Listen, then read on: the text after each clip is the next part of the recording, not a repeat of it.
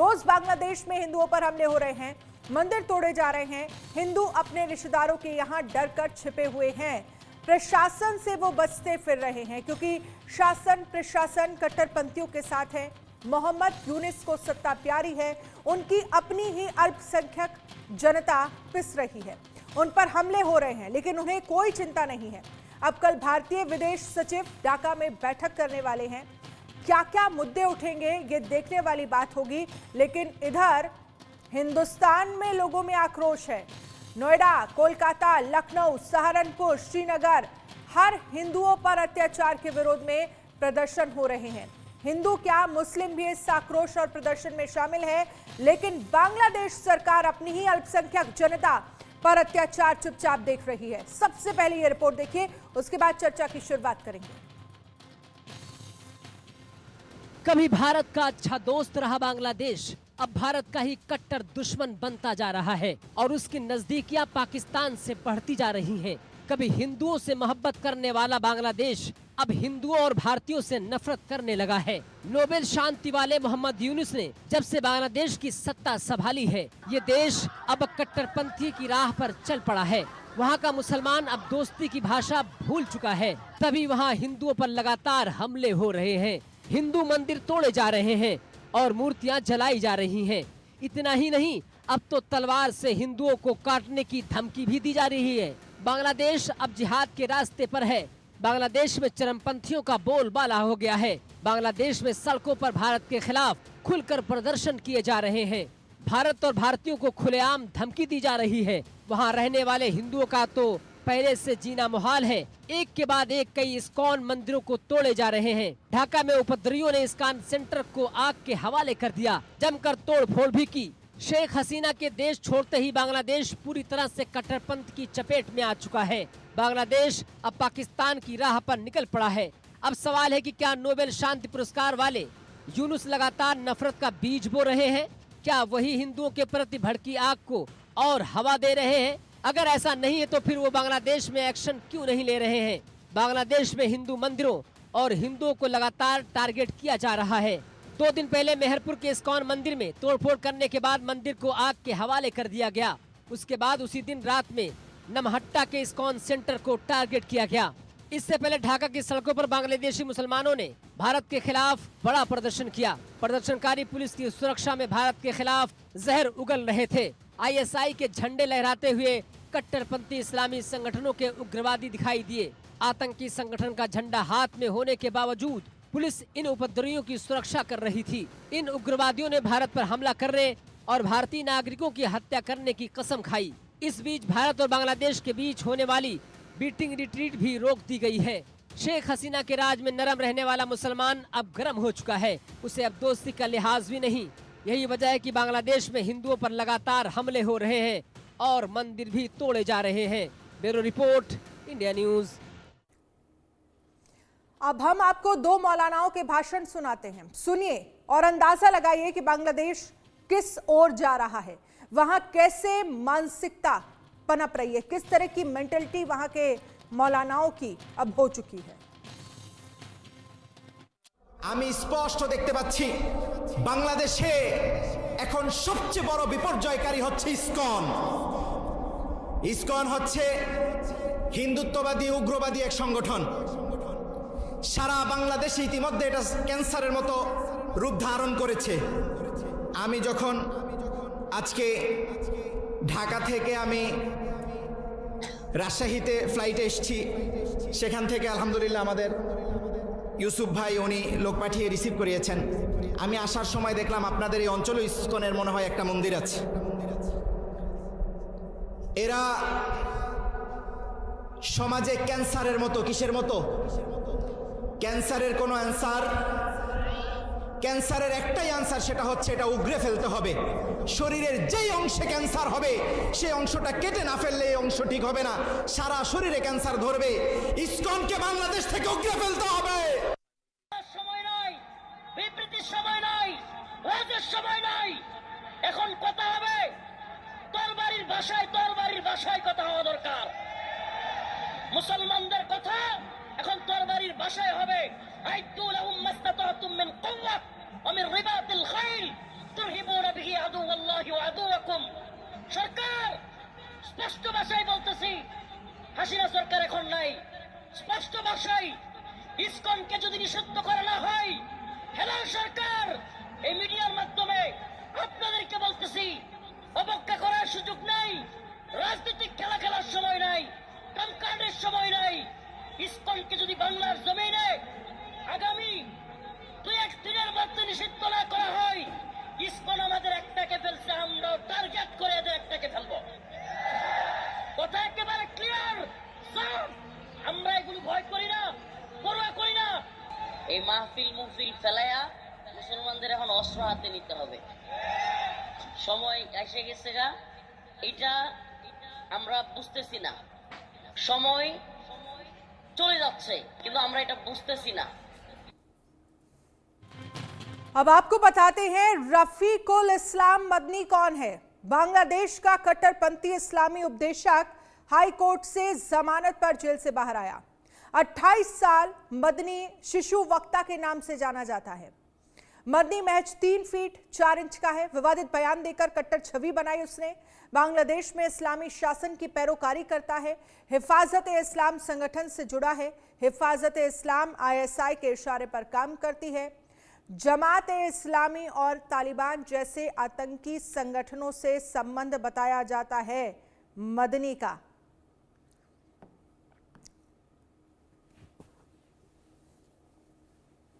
और इस पर चर्चा करने के लिए हमारे साथ खास मेहमान जुड़ गए हैं। आखिरकार बांग्लादेश में जिस तरह के हालात हिंदुओं को लेकर बनते जा रहे हैं, किस तरह से हालात सामान्य होंगे, ये बड़ा सवाल बना हुआ है और इस पर दुनिया भर में चर्चा हो रही है। कल विदेश सचिव भी बांग्लादेश जाएंगे, MEA की तरफ से ये जानकारी भी दी गई है। लेकिन क्या इससे शांति का रास्ता या फिर हिंदुओं को लेकर जो वहां पर अत्याचार हो रहा है, इससे छुटकारा क्या वहां पर रह रहे हिंदुओं को मिलेगा, ये सबसे बड़ा सवाल है। हमारे साथ खास मेहमान major general retired PK Sehgal defence expert है, बहुत बहुत स्वागत है आपका। अरविंद सिंह तेजावत विदेश मामलों के जानकार हमारे साथ जुड़ गए हैं। हाजी नाजिम खान मुस्लिम धर्मगुरु हमारे साथ जुड़ गए हैं। आचार्य लंकेश हिंदू धर्मगुरु हमारे साथ जुड़ गए हैं। विजय सरदाना अर्थशास्त्री हमारे साथ जुड़ गए हैं। लेकिन सबसे पहले PK सहगल जी, मैं आपसे शुरुआत करना चाहूंगी और समझना चाहूंगी, जिस तरह और जिन मौलानाओं को ये कहा जाता है कि समाज में दुनिया में वो ये संदेश दें कि शांति बनाकर रखी जाए, वो हिंदुओं को लेकर अगर इस तरह के जहर उगल रहे हैं तो बांग्लादेश में हालात क्या बनते दिख रहे हैं? बांग्लादेश के हालात जो है हर दिन और खराब होते जा रहे हैं। बहुत बड़े पैमाने पर वहाँ के मौलाना जो है, जो रिलीजियस लीडर्स है, वास्तव में अपने अवाम को उत्साहित कर रहे हैं कि हिंदुओं के ऊपर अटैक करो। अगर हिंदू ये इस्कॉन टेम्पल को बैन नहीं होता तो हिंदुओं को तलवारों से काट दो, उनको मार दो। हिंदुस्तान में बहुत बड़े पैमाने पर प्रदर्शन हो रहे हैं, लेकिन उन प्रदर्शनों का उनके ऊपर किसी प्रकार का कोई असर नहीं होता। जहाँ तक यूनुस का ताल्लुक है, यूनुस सरकार का रिट रन ही नहीं करता, उनकी बात तो कोई मानता ही नहीं। उन्होंने अगर लेकिन सवाल PK सहगल जी, सवाल ये उठ रहा है कि यूनुस सरकार की कोई बात नहीं मान रहा या फिर वो खुद दिखावा कर रहे हैं? देखो यूनुस सरकार चाहते यही है जो हो रहा है वहां पे। देखो यूनुस सरकार अगर चाहे तो वो पाकिस्तान की आर्मी को डिप्लॉय कर सकते हैं हिंदुओं की सुरक्षा के लिए, लेकिन उन्होंने अभी तक आर्मी को डिप्लॉय नहीं किया। तो साफ तौर पे बहुत बड़े कट्टरपंथी खुद है। वो वास्तव में इनडायरेक्टली इन जो है, जो ये है उलमा, इनको खुद उत्साहित कर रहे हैं कि हिंदुस्तान के खिलाफ इस पर की कार्रवाई करे। अगर वो चाहते तो हिंदुस्तान के खिलाफ जो कार्रवाई हो रही है बहुत देर तक रोक सकते थे। जो विदेश सचिव जा रहे हैं उनके भी बातचीत के से मेरे मुताबिक कुछ नहीं निकलने वाला। हिंदुस्तान बहुत बड़े पैमाने पर बांग्लादेश को पनिश कर सकता है। 50% से ज्यादा बिजली जो है हिंदुस्तान से जाती है, ऑयल और गैस। लेकिन अब क्या वक्त आ गया है कि वो पनिशमेंट मिलनी चाहिए? भारत जो कार्रवाई कर सकता है उसको करनी चाहिए, क्योंकि लगभग 6000 से ज्यादा ऐसी वस्तुएं और हम दिन भर ग्राफिक्स के जरिए दिखाते रहे हैं जिन्हें भारत बांग्लादेश भेजता है। अगर खाने पीने की चीजें और इस तरह की वस्तुओं पर अगर रोक लगा दी जाएगी तो फिर वैसे ही हालात सुधर जाएंगे, वैसे ही राइट टाइम आ जाएगा बांग्लादेश। इसमें किसी प्रकार का कोई शक नहीं कि अभी समय आ गया है। हिंदुस्तान और इंतजार नहीं करना चाहिए। We should immediately tell them that we mean business, and if they don't understand, we must act very very strongly and very sternly. किसी प्रकार की कोई इन्वेजन की आवश्यकता नहीं, किसी प्रकार की कोई मुठभेड़ की आवश्यकता नहीं, किसी प्रकार की कोई फौज की कार्रवाई की आवश्यकता नहीं, एयरफोर्स की कार्रवाई की आवश्यकता नहीं। आप इकोनॉमिकली उनको स्ट्रैंगल करो। ठीक है, और इकोनॉमिक जो है इमीडिएटली उसका असर होगा। बांग्लादेश की सबसे बड़ी जो रेवेन्यू अर्निंग कैपेसिटी है, ठीक उसकी है। टेक्सटाइल इंडस्ट्री है, उसका पूरा रॉ मटेरियल हिंदुस्तान से जाता है। हाँ। इसको सब कुछ बंद करो। There is no question of giving them even 1 unit of power, and एक भी लीटर उनको ऑयल या गैस नहीं दिया जाता है। हाँ। कल से इमीडिएटली इसको बंद किया जाए, क्योंकि जैसे कि मैं कह रहा हूँ, जो विदेश सचिव जा रहे हैं, उसके बावजूद भी किसी प्रकार से कोई भी चेंज नहीं आएगा। जूरिस्ट बड़ी बड़ी बातें करेंगे, सरकार बड़े बड़े प्रॉमिस करेंगे, लेकिन वास्तव में वहाँ जबरदस्त मॉब मेंटालिटी हो चुकी है, और मॉब केवल और केवल वायलेंस को समझती है। मॉब को कंट्रोल करना बहुत ही मुश्किल होता है, और उसको सिर्फ मॉब को ट्रीटमेंट अलग तरीके से ही करना पड़ेगा, और इस पर वहां की सरकार ही कार्रवाई जो है वो कर सकती है। और एक बड़ी चुनौती भी है कि आपको कैसे मॉब पर ट्रीटमेंट करना है। अरविंद सिंह तेजावत विदेश मामलों के जानकार हमारे साथ है। अरविंद सिंह जी, जिन बातों का जिक्र पीके सहगल जी कर रहे हैं, वो कई बातों पर कह रहे हैं कि आपको अब इकोनॉमिकली ट्रीटमेंट देने की जरूरत है, कोई आपको सेना लगाने की जरूरत नहीं है, कोई एक्शन लेने की जरूरत नहीं है। इकोनॉमिकली अगर आप ट्रीटमेंट करेंगे तो बांग्लादेश राइट टाइम आ जाएगा। और विदेश सचिव जो कल जाने वाले हैं, वो कह रहे हैं कि उससे भी कुछ ज्यादा फायदा या फिर कुछ निकलने वाला नहीं है। आपको क्या लग रहा है?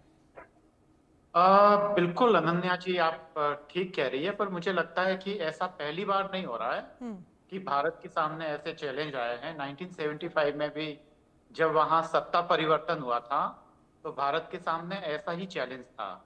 मुझे लगता है कि अभी हमें धैर्य से काम लेना चाहिए, और हमें ये देखना चाहिए कि ऊंट किस करवट बैठता है। देखिए, जो मिस्त्री जी का वहां विजिट का जो लोग विरोध कर रहे हैं, उनके कुछ मुद्दे हैं, वो मैं आपको गिना देता हूँ। वो ये कह रहे हैं कि बांग्लादेश जब पहले से ही आंतरिक मामलों में हस्तक्षेप का आरोप लगा रहा है, तो ऐसे में भारत के फॉरेन सेक्रेटरी को वहां क्यों जाना चाहिए।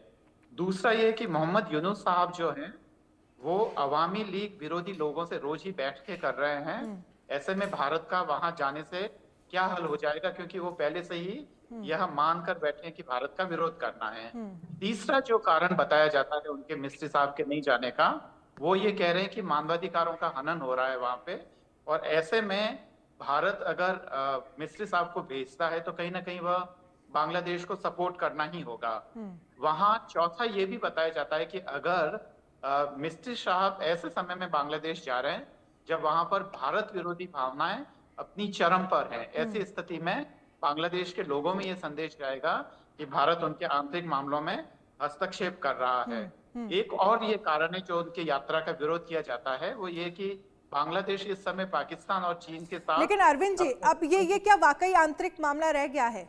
अमेरिका में इस पर चर्चा हो रही है, ब्रिटेन की संसद में इस पर चर्चा हो रही है। समझाना चाहता हूँ वो ये है कि दरअसल ऐसा नहीं है कि वहाँ केवल हिंदुओं पे अटैक हो रहे हैं। वहाँ दरअसल एक पूरी की पूरी लीडरशिप अंडरग्राउंड है। खासकर जो अवामी लीग का जो स्टूडेंट यूनियन का जो है वो लोग, क्योंकि अभी बांग्लादेश में सत्ता विरोधी भावना के कारण वो लोग सत्ता में आए हैं, और आप देखिए कि वहाँ जो सारी की सारी जो लीडरशिप है वो ग्राउंड लेवल पर स्टूडेंट लीडर्स के हाथ में है, जो वहाँ के विद्यार्थी नेता हैं, और बड़े लेवल पे जो लोग हैं अभी उनकी जमीनी स्तर पर पकड़ नहीं बन पाई है।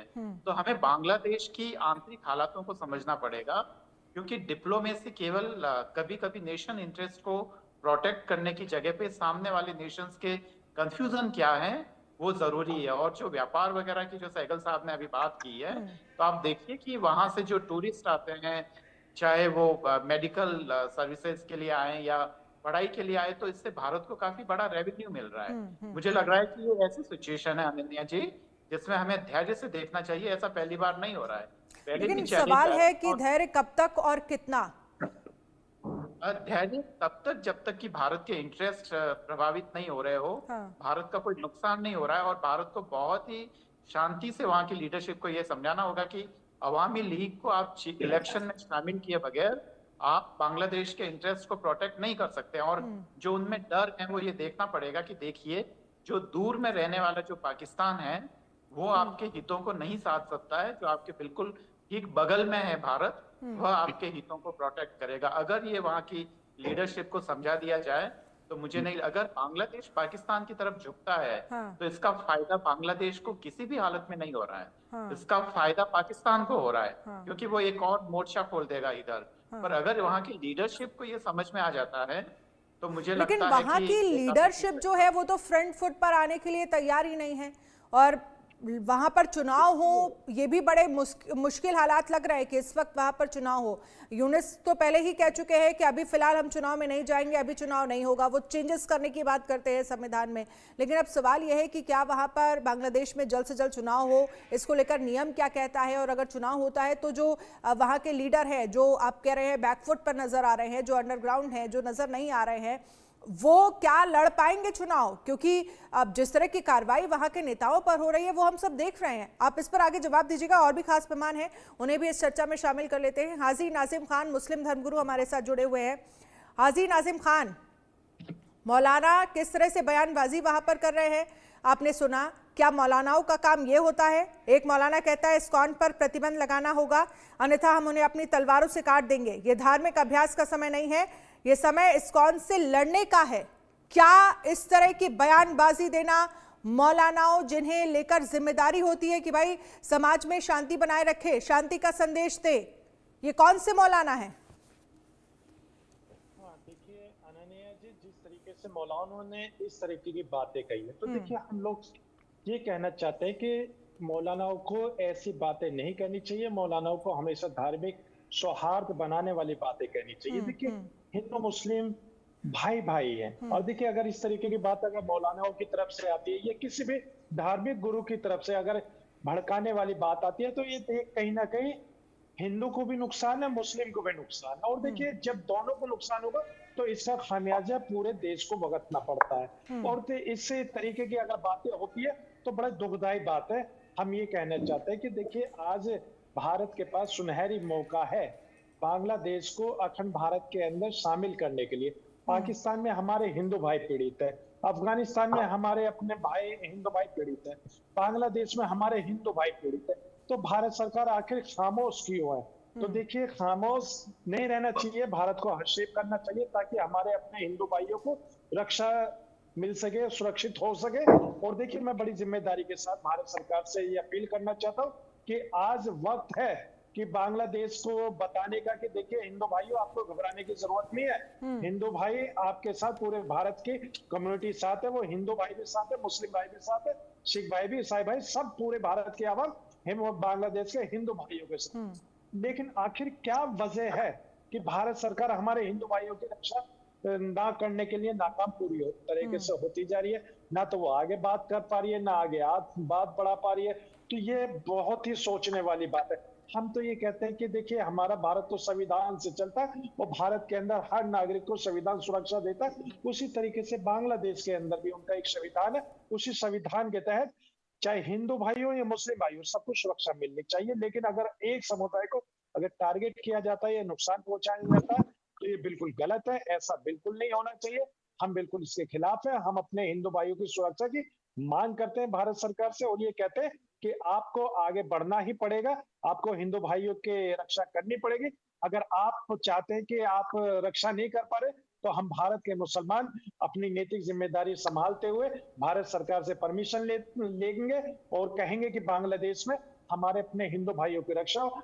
भारत के मुसलमानों को अगर बांग्लादेश भेजा जाए तो अपने हिंदू भाइयों की रक्षा करते हुए अपने हिंदू भाइयों को सुरक्षा प्रदान करने की इतनी हिम्मत रखते हैं। और बेदी जी, एक चीज और मैं कहना चाहता हूँ, देखिए हम लोग हमेशा गंगा जमनी तहजीब वाले, हम चाहते हैं कि जिस तरीके से बांग्लादेश में हमारे हिंदू भाई सुरक्षित हो, उसी तरीके से देखिए जब भारत एक, लेकिन नाजिम खान जी सवाल तो यही ना कि आप जैसे लोग बांग्लादेश में नहीं हैं जो इस तरह की तहजीब को माने और जो भाईचारा जो है वो बना के रखे। आचार्य लंकेश भी हमारे साथ है, उनसे भी मैं इस पर उनका ओपिनियन लूंगी। लेकिन आपको बता दें कि विदेश सचिव विक्रम मिस्री कल बांग्लादेश का 1 दिवसीय दौरा करेंगे। इस दौरान वो हिंदुओं और अन्य अल्पसंख्यकों पर हमले को लेकर भारत की चिंताओं को ढाका के समक्ष उठाएंगे।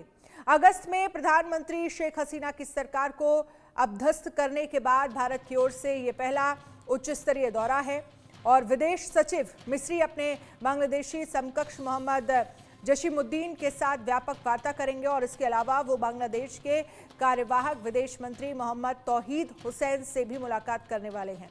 माना जा रहा है कि भारतीय विदेश सचिव ढाका की अपनी लगभग 12 घंटे की यात्रा के दौरान बांग्लादेश की अंतरिम सरकार के प्रमुख सलाहकार मोहम्मद यूनिस से भी मुलाकात कर सकते हैं। सूत्रों ने बताया है कि मिस्री की यात्रा के दौरान बांग्लादेश हसीना को भारत द्वारा शरण दिए जाने पर अपनी चिंता व्यक्त कर सकता है। पिछले महीने यूनिस ने कहा था कि उनकी सरकार भारत से हसीना के प्रत्यर्पण की मांग करेगी। तो ऐसे में अब देखना यह होगा कि इस दौरे से क्या कंक्लूजन निकलकर सामने आता है, किन मुद्दों पर बातचीत होती है और क्या नतीजा निकलता है, ये सबसे बड़ा सवाल है। लेकिन मैं आचार्य लंकेश को भी चाहूंगी कि वो भी इस पर अपनी प्रतिक्रिया दें।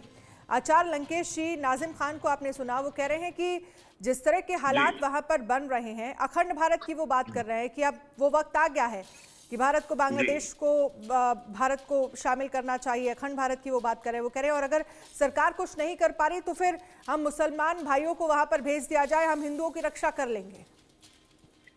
नाजिम खान जी जैसे लोग अगर इस देश में और इस संसार में हो जाए, इनके जैसे मुस्लिम भाई हो जाए, ये अगर मुझे सामने मिले तो मैं इनको सैल्यूट करके पहले तो गले लगाऊंगा। और इन्होंने जो बात कही वो हृदय को टच कर गई। और जो मैंने शुरू से अभी तक मैं डिबेट में जुड़ा रहा, तो सबसे पहले बात उठ करके ये आई कि ये कहा जा रहा है कि इस्कॉन एक उग्रवादी संगठन है, जहां ये मिल जाए वहां पर इनको काट दो, ये कर दो, ये कैंसर है, ये है, ये वो है, ये मौलाना है, इनको चुल्लू भर पानी में डूब मरना चाहिए। और वहां की सरकार, यूनिट सरकार केवल दिखावा कर रही है, दोगली सरकार है ये। और जैसा कि अभी चीज सुनने में आई थी कि वहां का जो धंधा चल रहा है, जो व्यापार चल रहा है, आप हमसे बात नहीं करेंगे, आप हमसे व्यापार करेंगे। ऐसे लोगों का तो वहां की बिजली बंद कर दे, वहां का तेल पानी बंद कर दे, अभी बांग्लादेश औकात में आ जाएगा।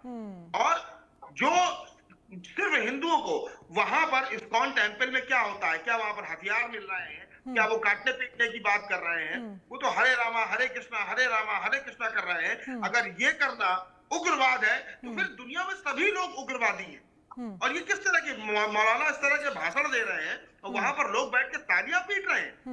ऐसे लोगों को तो चुल्लू भर पानी में डूब मरना चाहिए।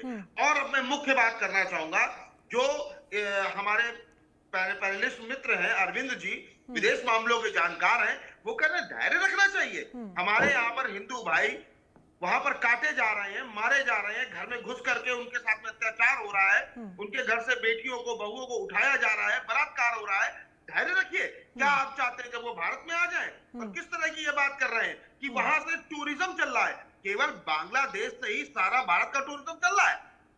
एक भी बांग्लादेशी भारत में अगर दिख जाए तो भारत में भी यही होना चाहिए कि जैसे को तैसा, जहां दिख जाए गिरा के मारना चाहिए। फिर तो अब यही हो जाए, जंगल राज ही होना चाहिए, क्योंकि लातों के भूत बातों से नहीं मानते। लेकिन लंकेश जी, जैसे को तैसे से तो काम नहीं चलेगा ना। ट्रीटमेंट कैसे हो, रियल ट्रीटमेंट कैसे हो बांग्लादेश का, कैसे इन चीजों पर रोक लगाई जा सके, इस पर चर्चा करने की जरूरत है। देखिए, यदि घर में बच्चा शैतानी करता है, बात नहीं मानता है, जिद करता है, बदतमीजी करता है, तो एक ही जवाब होता है, थप्पड़ या फिर डंडे। और अब ये बांग्लादेश यही चाह रहा है, यूनिट सरकार अब यही चाह रही है कि यहाँ पर जूते चलने चाहिए, जूते, और कुछ नहीं होना चाहिए। जैसा कि नाजिम खान जी ने कहा कि वो मुस्लिम संगठन को लेकर के वहां पर जाकर के रक्षा करने हेतु वहां पर तैयार है, मैं भी तैयार। भारत तो प्रदर्शन करने से कुछ नहीं होगा। लखनऊ में हम लोग प्रदर्शन करने के लिए गए, 8 घंटे की अरेस्टिंग हो गई हम लोगों की, FIR ऊपर से हो गई, किस काम का? भारत प्रदर्शन करने से कुछ नहीं होगा। और इसमें मुख्य अहम जो भूमिका है भारत सरकार को निभानी चाहिए। आपका चैनल देश दुनिया में बहुत देखा जाता है, इसलिए मैं आपके चैनल से भारत सरकार से हाथ आप अपनी व्यक्तिगत राय में ठीक हो सकते हैं आचार्य लंकेश जी, लेकिन जैसे को तैसा और जिस तरह के हालात वहां पर है उसी तरह से बांग्लादेश के लोगों को और बांग्लादेश को ट्रीट नहीं किया जा सकता।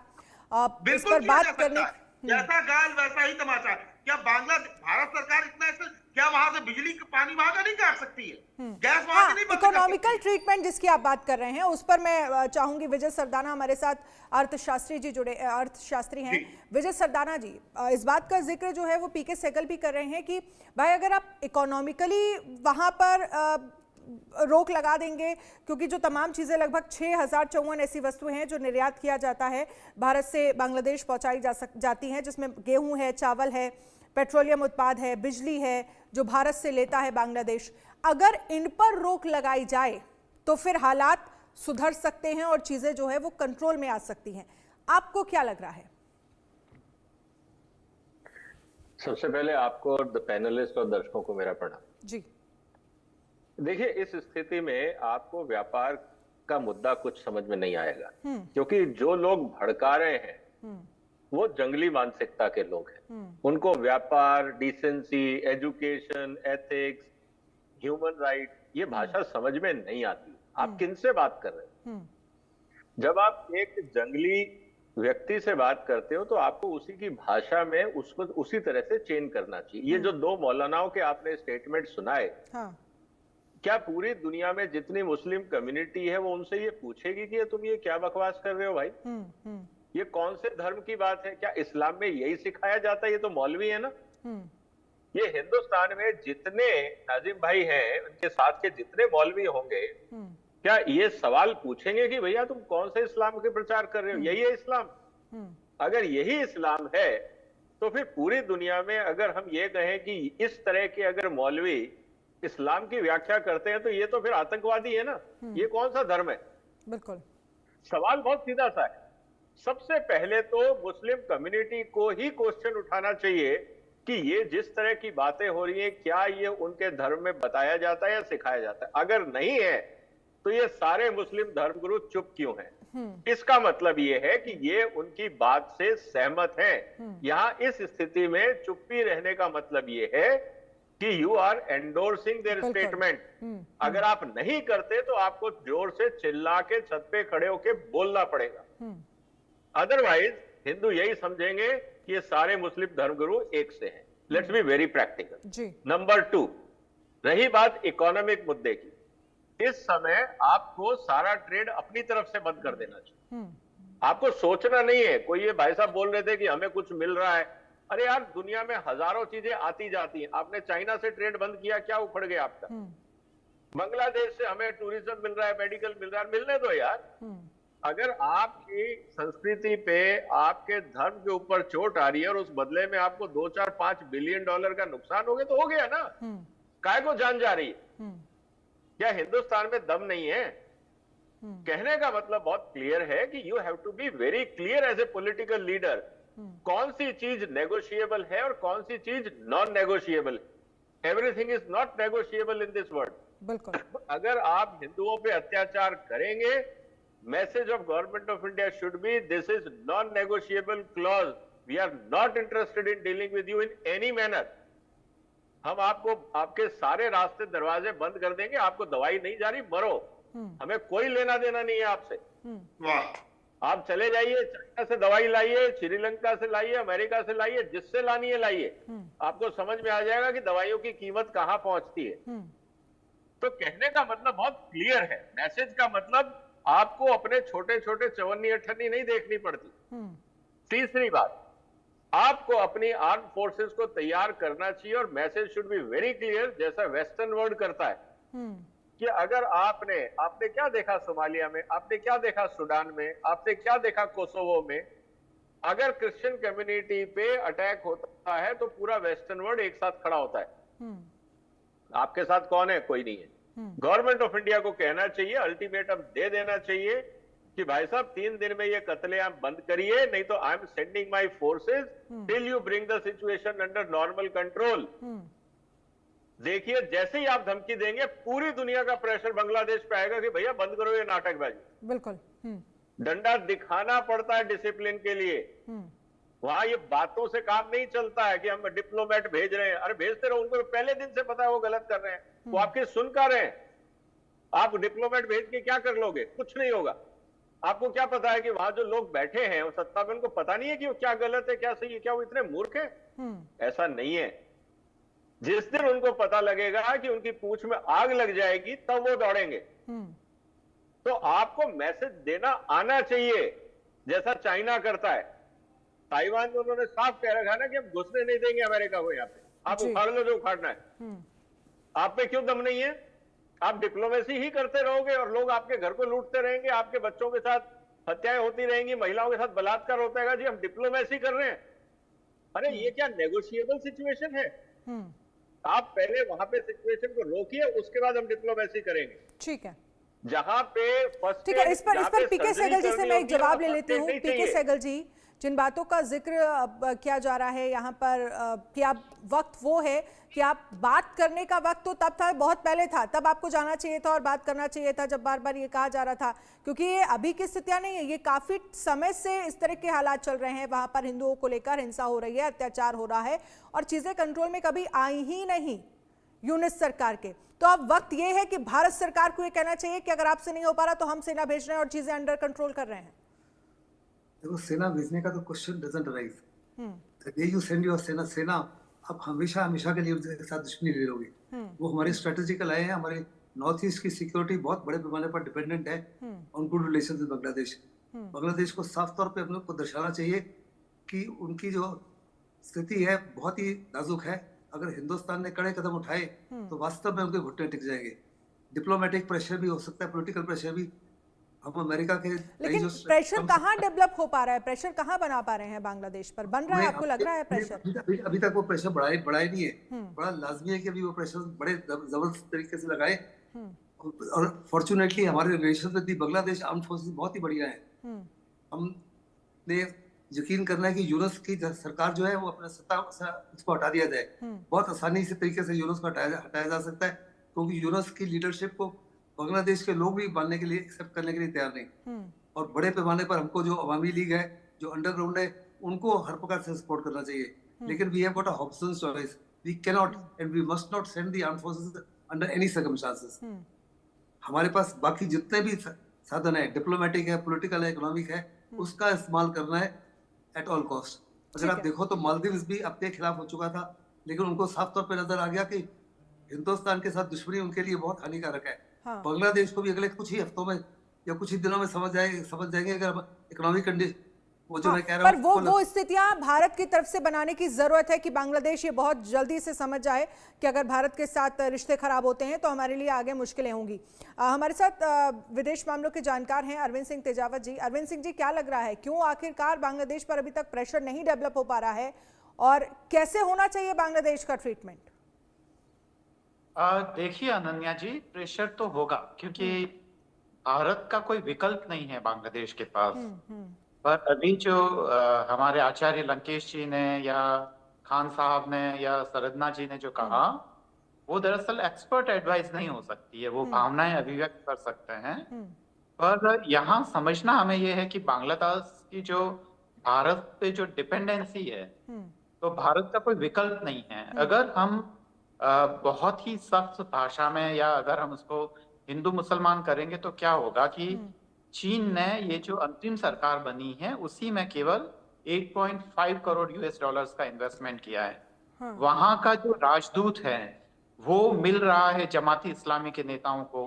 और देखिए, जब संयुक्त राष्ट्र संघ में 25 दिसंबर के आसपास की बात होगी अनन्या जी, चीनी विदेश मंत्री मिल रहा है वहां बांग्लादेश के यूनुस साहब से। भारत के ब्यूरोक्रेसी ने उस समय मना कर दिया कि हम आपसे कोई बात नहीं करना चाहते हैं। और मेरा यकीन मानिए कि अगर संयुक्त राष्ट्र संघ के सम्मेलन के समय जब बांग्लादेश ने भारत से निवेदन किया था कि मोदी साहब से हमारी एक मुलाकात करवा दीजिए ताकि हम आगे की कुछ चीजें तय कर सके, स्ट्रेटजी बना सके, तो मुझे लगता है कि हमें मिलना चाहिए था। मिस्त्री साहब अब जा ही रहे हैं ना। अगर हम उनसे डायलॉग स्थापित नहीं करना था तो फिर अभी मिस्त्री साहब को क्यों भेज रहे हैं वहां पे? तो ये सारी चीजें हैं। हमें दरअसल शुरुआत में मेरी भाषा भी वही थी जो लंकेश जी की है या सरदना जी की है या हमारे खान साहब की है। पर बाद में जब मैंने डिटेल स्टडी किया अनन्या जी, जब एक एक चीज को टटोला, हिस्ट्री देखा, तब मुझे लगा कि नहीं, भाषा वैसी नहीं होनी चाहिए। भारत का हित इसमें है कि हम शांति से चीजों को सुलझाएं। हमारी भाषा बांग्लादेश के लिए वो हो रही है जो पाकिस्तान के लिए है। क्या हमें एक बगल में एक और पाकिस्तान खड़ा करना है? बिल्कुल नहीं करना है। हमें कोई पाकिस्तान, दूसरे पाकिस्तान की जरूरत नहीं है और हमें बहुत ही संभल के चलना होगा।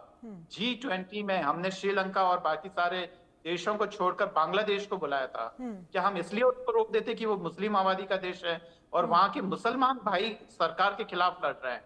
भारत की नीतियों जो एंटीथेसिस एक तैयार हो रही है, जैसा कि पाकिस्तान में पहले से ही तैयार हो चुकी है, और एक वहां पे जो दुश्मनी जैसा माहौल है, हमारे वहां के जो अवामी लीग के जो भाई लोग हैं वो अंडरग्राउंड रह के भी हिंदुओं के साथ वहां पे मिलकर सरकार के खिलाफ और भारत विरोधी नीतियों का वहां पे विरोध कर रहे हैं। क्या हमें उन सब लोगों को खो देना चाहिए अनन्या जी? ऑफ कोर्स नहीं खोना चाहिए।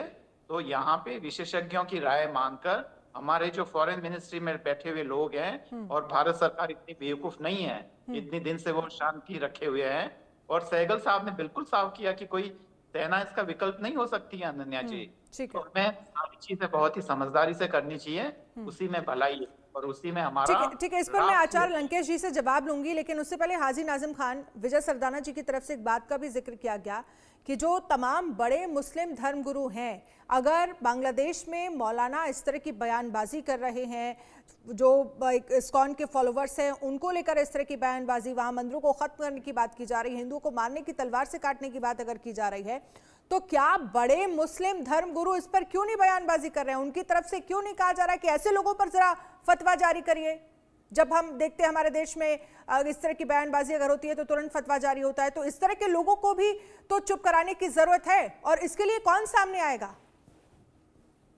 हाँ देखिए अनन्या जी, जिस तरीके से यहाँ पे अभी आपका सवाल था, विजय जी ने कहा कि मुस्लिम धार्मिक गुरुओं को आगे आना चाहिए। देखिए बिल्कुल, देखिए हम लोग अपने हिंदू भाइयों के साथ खड़े हुए, और देखिए मेरा मजहब इस्लाम ये कहता है कि जिस मुल्क में रहो उससे बेपनाह मोहब्बत करो, और उस मुल्क में रहने वाले सभी वासियों से बेपनाह मोहब्बत करो। तो देखिए हम लोग भारतीय हैं, हम अपने भारत से बेपनाह मोहब्बत करते हैं, भारत के हर नागरिक से हम बेपनाह मोहब्बत करते हैं, चाहे वो हिंदू समुदाय से आता हो, या सिख समुदाय से आता हो, या ईसाई समुदाय से आता हो, या किसी भी समुदाय से आता हो, हम बेपनाह मोहब्बत करते हैं। और देखिए मेरा मजहब इस्लाम ये कहता है कि अगर आपके पास खाना है और आपका पड़ोसी भूखा है, तो आप अपने खाना खाने से पहले उस खाने को अपने पड़ोसी को दे दीजिए, ताकि उसके। लेकिन पड़ोसी ऐसा होना भी तो चाहिए, पड़ोसी ऐसा होना भी तो चाहिए। सुन तो लीजिए, हमारा सुन तो लीजिए। लंकेश जी एक बार जरा जवाब दीजिए, क्योंकि वक्त की कमी है मेरे पास। चलिए बोलिए। देखिए मैं आपको बताता हूं, हमारा सुन तो लीजिए, एक सेकंड लंकेश जी, क्योंकि वक्त की कमी, नाजिम खान जी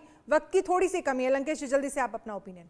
देखिए बांग्लादेश की स्थिति ये है कि वो हमारा खाए हम ही पे गुर्राए, उसको वो सिर्फ जूते की भाषा है। धैर्य बहुत हो चुका, अब सरकार से ये हाथ जोड़ के निवेदन है, वरना पूर्णतया विरोध होगा। ठीक है, बहुत बहुत शुक्रिया आप सभी खास मेहमानों का हमारे साथ इस चर्चा में शामिल होने के लिए, हमारे साथ जुड़ने के लिए। अब देखना यह होगा कि कल विदेश सचिव जो हैं वो बांग्लादेश जा रहे हैं, तमाम मुद्दे जो हैं वो सामने रखे जाएंगे, बैठकर बातचीत होगी, बातचीत का क्या नतीजा निकलता है ये सबसे बड़ा सवाल है। अब बात करेंगे इंडिया ब्लॉक की कमान कांग्रेस के हाथ से फिसलने का खतरा पैदा हो गया है। पश्चिम बंगाल की मुख्यमंत्री ममता बनर्जी के हालिया बयान से यही संकेत मिलता है। ममता का कहना है कि इंडिया ब्लॉक के गठन में